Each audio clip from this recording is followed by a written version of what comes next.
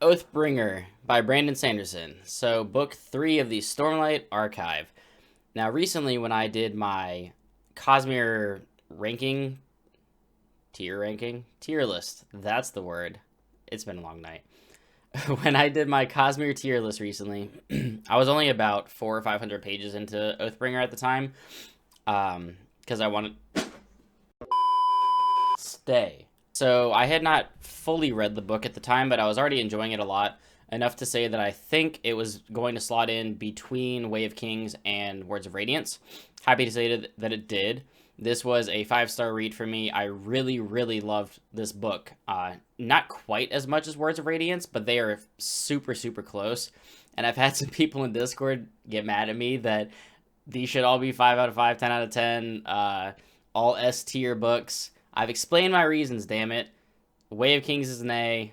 This and Words of Radiance are an S tier. So deal with it. But obviously, this book, as I've said, book 1 was really Kaladin's story. I mean, Kaladin's basically the main character throughout the entire series up to this point. But Kaladin's story was Way of Kings. Shallan was really Words of Radiance. And this Oathbringer, of course, focuses on Dalinar. So we get an awful lot of Dalinar flashbacks, just showing you the kind of person that he used to be, which was not very nice. But you see kind of where he was and where he is now, and that is why you really come to love him as a character, because he's so well written. He's so fleshed out and realized, and Brandon Sanderson has created a character that, while he has a terrible, terrible past, I mean, this guy did some horrible shit, he's not that person anymore, and he's living every day with that pain and trying to do better. Doesn't mean you can forgive the guy. He was a piece of shit.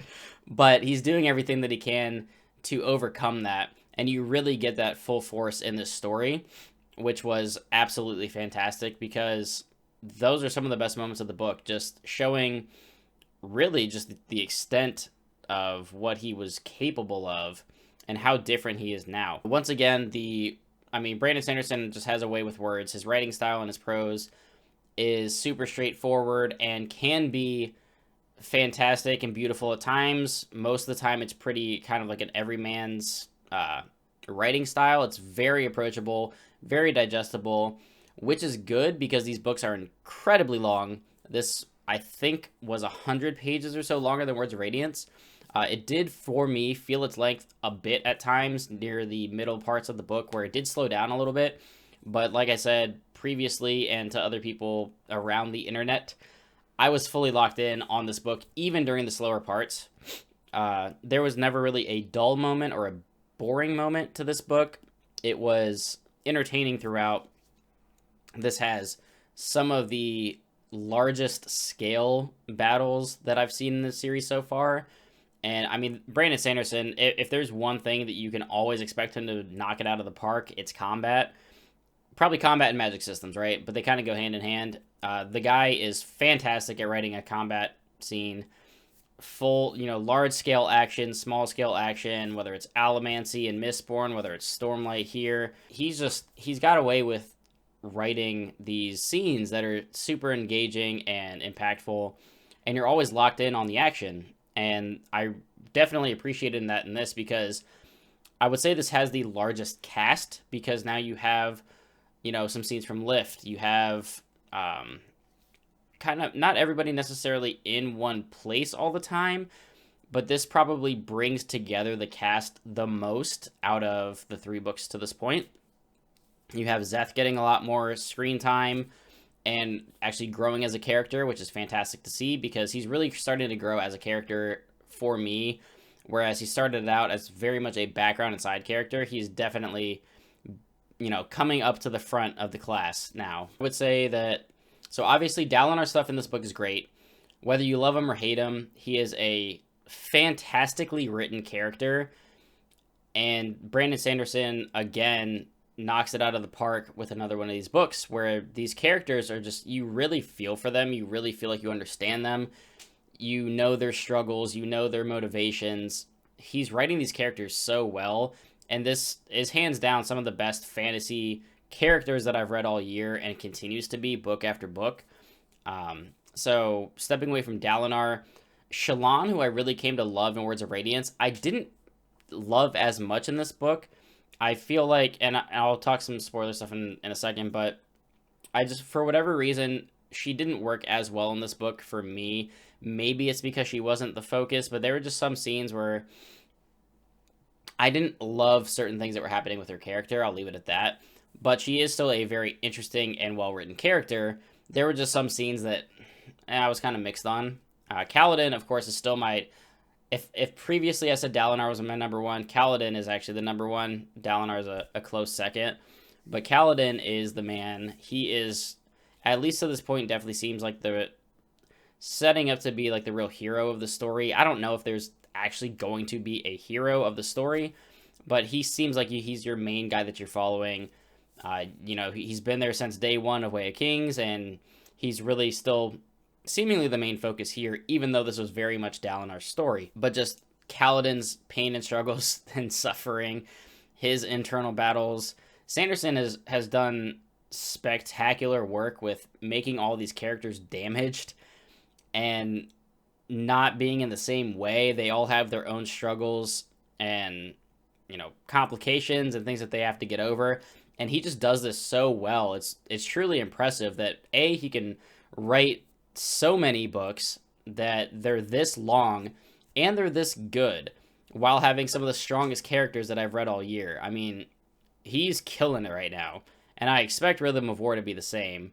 I don't know who we're really going to focus on there, but these books have been fantastic. If you're not reading Stormlight, you need to be reading Stormlight.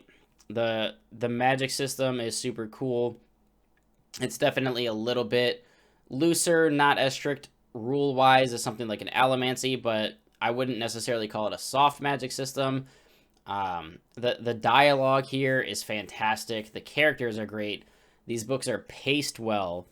At times, like I said, the writing's beautiful. Just as an example of like some things that he's written. So for example, like Dalinar, you could use this in your everyday life. And this is especially good on BookTube, where previously people have gotten shit for changing opinions on books, as if it's impossible to do that. Dalinar said, "Sometimes a hypocrite is nothing more than a man in the process of changing." The way that all these characters are converging to what seems like is going to be this big epic battle. I don't know if that's going to take place in Rhythm of War or if that's going to be book 5 and kind of be like the conclusion of this first story arc. Just everything. I'm getting a Marvel MCU level build-up here where I feel like it's building up towards like an Infinity War with Rhythm of War and then like an Endgame. That's the feeling I'm getting from this, and I'm totally here for it. It's fantastic. I love this book almost as much as Words of Radiance. He's killing it with these books. So please read Stormlight if you haven't. I'm going to jump into a few spoiler things, just a few scenes here and there to talk about. I'm not going to do a full spoiler breakdown of this book. That would be an hour and a half long. It would be insane. There's a hair on my face. What is happening? So let's just jump into a few spoiler thoughts. And if you have not read the book, please turn away unless you don't care about spoilers, because here we go. So I'm just going to jump into a couple of things. Like I said, I'm not going to go through the entire book. There's too much information to talk about. I'm not doing a full deep dive here of spoiler content, but just some of the things like sometimes Sanderson's humor does not land for me. I mean, there's entire books of his that I've read that I hated the comedy in it. The comedy in Stormlight seems to be pretty well done. I generally like Shallan's comedy. I even liked Lift in one of the scenes in this book where I think she was talking to Dalinar. Not the tight butt scene. I hated that. That was dumb. But when they said, "Your name's Lift, right?" She's like, "Yeah." He goes, "What's your order?" She said, "More food." It's stupid, but that actually got a laugh out of me. That's pretty funny. And she wasn't terrible in this book because she actually, was kind of cool in the big combat scene that was happening, the big battle scene, where you have everybody kind of doing their own thing. And you're getting all these different like Windrunners and Edge Dancers together. Like there's going to be some giant battle coming up in the next book or two. So that's going to be super awesome to follow. I'm expecting like a end of the Wheel of Time level battle where it's like 300 pages long. That would be super awesome. Speaking of Dalinar, that whole scene when I believe it was Odium talking to him and just like, oh, Dalinar, like, that was me. This isn't your fault. And Dalinar was just like, you cannot have my pain. That whole scene, like, I just got chills talking about it. That scene was fantastic. And somebody showed me the, I guess there's like a graphic audio that is performed and you can purchase as well. And just the clip of that scene was fantastic. Go listen to that if you haven't already. The narration already does it well, and obviously reading it on the page is great. The graphic audio knocked it out of the park for that scene, so definitely check that out. That was kind of on the level of, to a different degree, like a different feeling, but on the level of Kaladin in Words of Radiance saying honor is dead, but I'll see what I can do. Like, that got me hyped. This was just like, wow, like Dalinar is so in so much pain and turmoil over basically being a warmongering mass murderer. I get why some people don't like him. I mean, you certainly can't necessarily redeem the guy for slaughtering thousands of people and doing it joyfully, but he's changing. Lopin got a good laugh out of me when he was saying the words, because this guy just gets away with whatever he wants. And just said life before death, strength before weakness, journey before pancakes. Just totally caught me off guard. That got a good laugh out of me. That's how you make pancakes funny lift, okay? Take notes. I'm glad that Amaram finally got his and died. That was cool. I mean, just the fact that Rock is the one to kill him with a shard bow, that's just really impactful, because Rock was so against, being in combat, but he knew that he had to save Kaladin. So that was really awesome. Adolin basically dying and having Renarin save him, because Renarin has healing powers. That scene was incredible. Speaking of Adolin, when Shallan is talking to Adolin, and Adolin just being this goofy, awkward idiot, basically tries to friend zone himself, and was like, Shallan, I'm gonna let Kaladin have you. And she's like, what are you talking about, you moron? Let him have me. First of all, I love you. Like, we're gonna be together, but I'm not your property. And he was just like, what? So, like, just everything between them was great, and that scene was hilarious. And then also, like, the flip side to that is how emotional and impactful some of their scenes were. Where, I mean, because Shallan's dealing with these different personalities between Vale, Shallan, and Radiant. And Adolin just wants Shallan. Like, he loves Shallan. He doesn't care about her other personalities. And he's like the only person that can really see through it and see to her. There's a couple of scenes where they're talking and she's like flipping between personalities, and like Radiant and Vale are talking about like, oh, well, you should go be with Kaladin, and almost trying to like force a love triangle. But Shallan really just wants Adolin. And Adolin kind of sees through that and was like, no, I want you, Shallan, like, talk to me. And he like knows that he's talking to Shallan and not Vale or Radiant. So like their connection is growing and becoming incredibly interesting and emotional. So that's totally cool. And I'm glad they're not even entertaining the whole love triangle thing.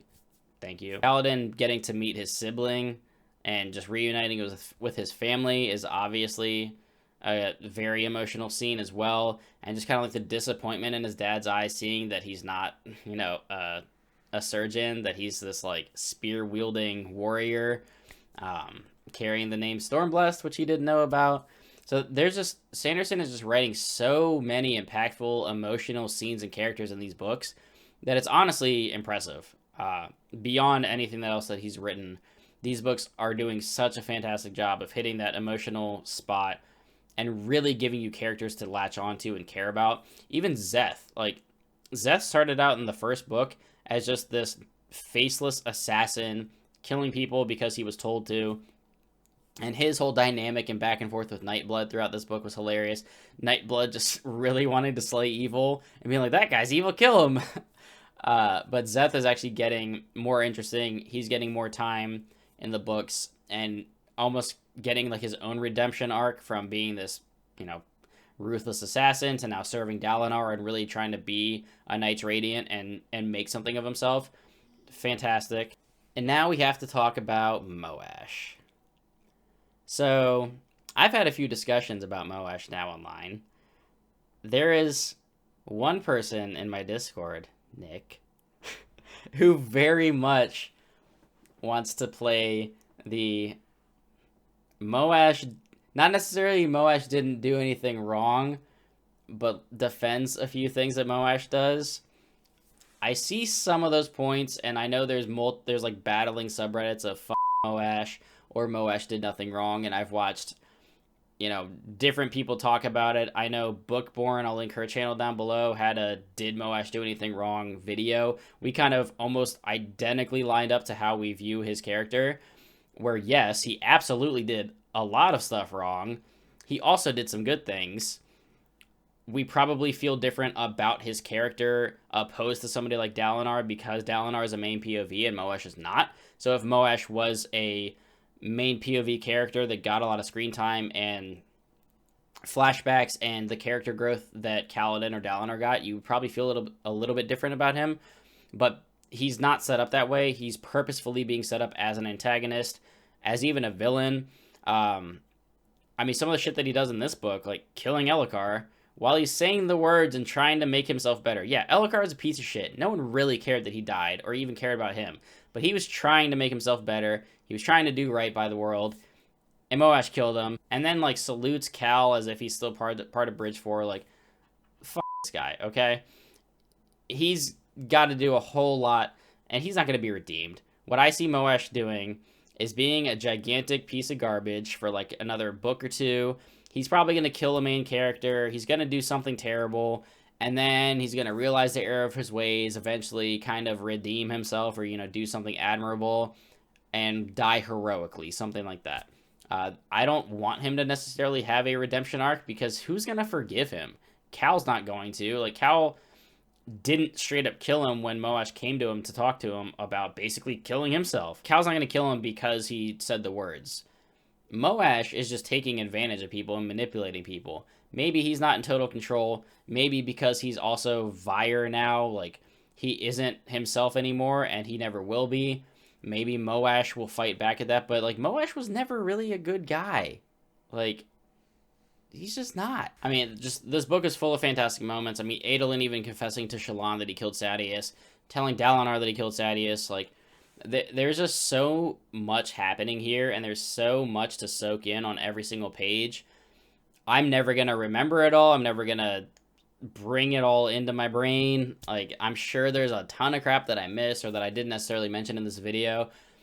Having said that, though, I would love to continue that conversation in Discord on YouTube, so please drop in the comments down below. Let me know some of your favorite scenes of this book, whether you like this more or less than the previous two, and maybe some theories like what you really expect to see out of some of these characters. Obviously, hop in Discord if you do want to continue talking with me and other people about these books. We have several Stormlight channels and Brandon Sanderson channels. Feel free to join the Patreon if you are interested in supporting the channel. Always optional, but of course I do appreciate each and every one of my patrons. You guys are awesome. And like and subscribe as always, as well as there will be more Stormlight content, more book reviews, more general book content on the way in the future, so keep an eye out for that. And until next time, Jesus, what is with these hairs? Until next time, everybody, keep reading.